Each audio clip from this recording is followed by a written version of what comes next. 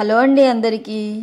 ఈరోజైతే శనగ గుగ్గిళ్ళు. సో మా సైడ్ మేము ఎలా చేస్తామనేది చూసేయండి. ఫస్ట్ అయితే శనగలు నానబెట్టిన తర్వాత ఇలా కుక్కర్లో వేసి ఉడకబెట్టుకున్నాను. ఇవి ఉట్టిగా తిన్నా కూడా చాలా చాలా బాగుంటాయి.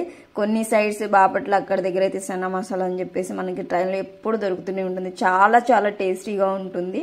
సో ఈ ఉడకబెట్టుకున్న తర్వాత బాండి పెట్టుకుని అందులో ఆయిల్ హీట్ అయిన తర్వాత ఆవాలు, జీలకర్ర, ఎండుమిర్చి, ఇంకా ఇలా సన్నగా తరిగి పెట్టుకున్న ఉల్లిపాయలను కూడా వేసేసి కరివేపాకు వేసేసి ఇలా మొత్తం కొంచెం మగ్గనివ్వండి.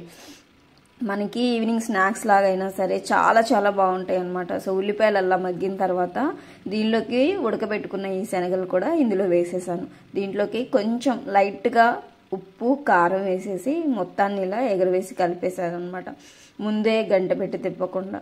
సో డెఫినెట్గా మీరు కూడా ఒకసారి ఇవి తినకపోతే కనుక ఖచ్చితంగా ట్రై చేయండి. మనకి చాలా చాలా హెల్త్కి కూడా శనగలు మంచిదే. మనకి ఈవినింగ్ స్నాక్స్ లాగా కూడా మనం తీసుకోవచ్చు అనమాట. సో ఇలా ఎగరవేసి మొత్తం కలిపేసిన తర్వాత చూసారు కదా, శనగ గుగ్గిళ్ళు అయితే రెడీ అయిపోయినాయి. ఇందులోకి నిమ్మకాయ పిండుకొని తిన్నామంటే టేస్ట్ వేరే లెవెల్ ఉంటుంది అంతే. కొత్తిమీర కూడా వేసుకున్నా మీ ఇష్టం ఉంటే వేసుకోండి, లేదంటే స్కిప్ చేసేసేయండి. వేసుకోకపోయినా కూడా చాలా చాలా బాగుంటాయి. అవైలబుల్ ఉంటే వేసుకోండి. సో దీన్ని కొన్ని ఏరియాలో శనగ మసాలా అంటారు, మేమైతే శనగ గుగ్గిళ్ళు అని అంటాం. వీడియో నచ్చితే లైక్ చేయండి, షేర్ చేయండి, సబ్స్క్రైబ్ చేసుకోండి.